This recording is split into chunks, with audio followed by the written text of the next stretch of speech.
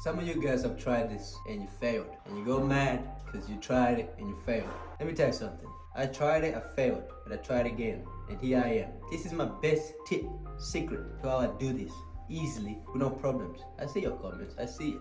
I got two of these guys. There's this one right here, nice and sharp, straight from the factory, real sharp. I have another one.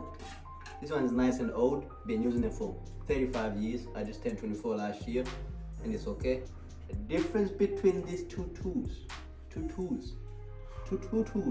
what I've done to this tool that I've had for 45 years is I pressed it like this. I forced it, all right?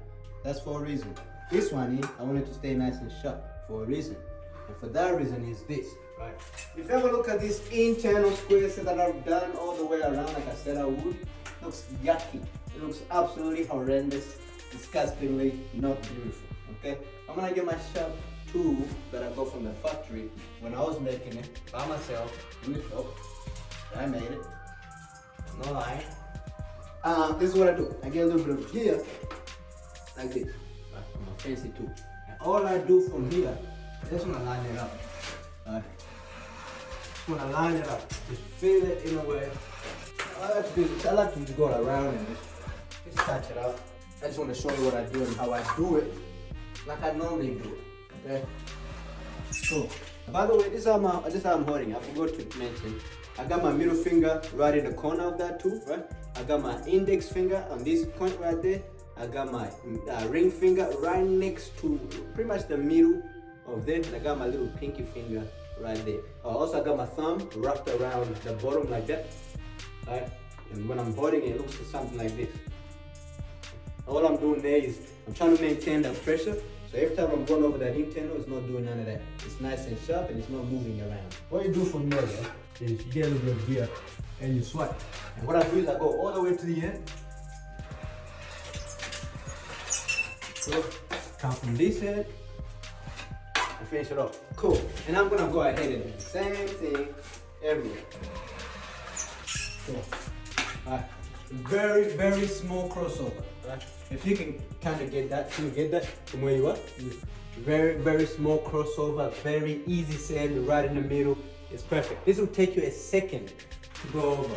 That's what I'm looking for in terms of quality. Now, when that's done, right, there's a big room. I'm gonna switch my tools around.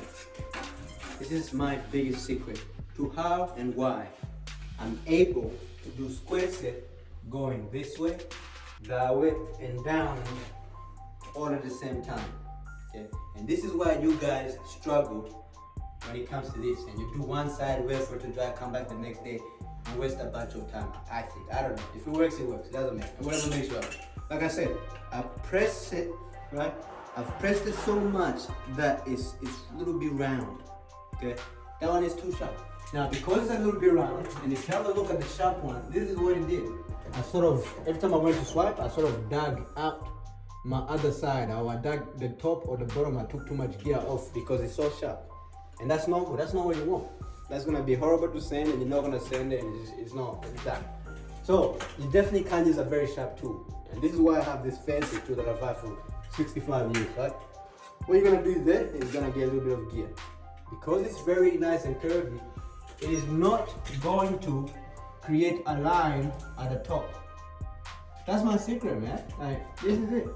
So instead of having the fancy tool that just leaves a huge line, right? By the way, that tool actually really dug that gear out too much, made it bad. But you can see that I can get away by just swapping up them corners and not create a very horrible line on my sides, right? Because of that little secret that I have. Look at this. That's just me showing you how easy it is to swipe.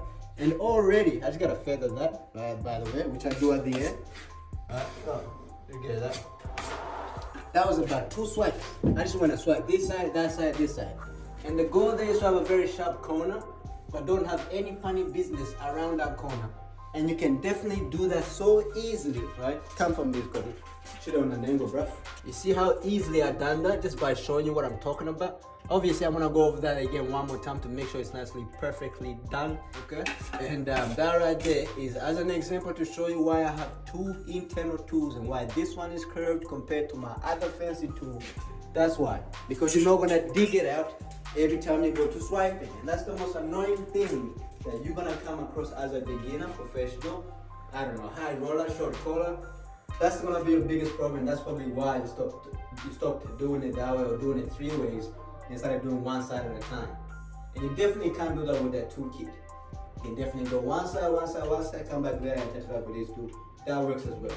I feel more comfortable doing it by hand. It takes me a little bit longer, but it's always nice to be perfectly done. That's the secret, man. It doesn't matter who you are. If you want to sand your whole job, it might take you 2 minutes to do this whole little room. But if you don't do a good job, it's going to take you 20 minutes to sand, and you're not going to enjoy that day because nobody loves sanding. You cannot tell me you love a sanding day because that's just weird. So I like to make sure it's nice and easy for my sanding day. Because it's a shit day and I gotta sand, at least my work is not so hard to sand and I can do that nicely and very easily, right?